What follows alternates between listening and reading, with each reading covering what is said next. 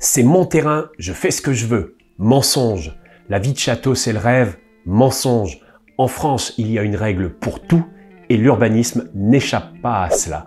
On voit tout de suite dans cette vidéo comment et pourquoi.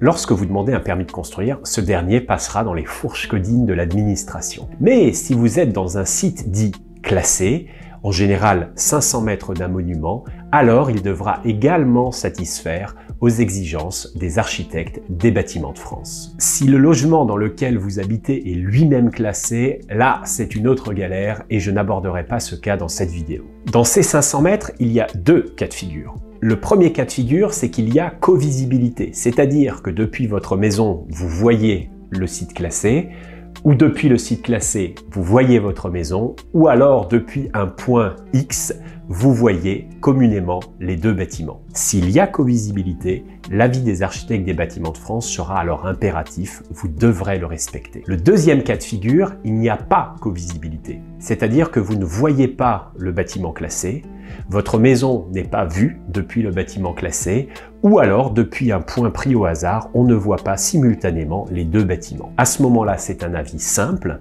et il faut savoir que la mairie a le droit de ne pas en tenir compte. En tant que vendeur, je considère le fait de travailler sur un terrain classé architecte des bâtiments de France, ABF, est une contrainte.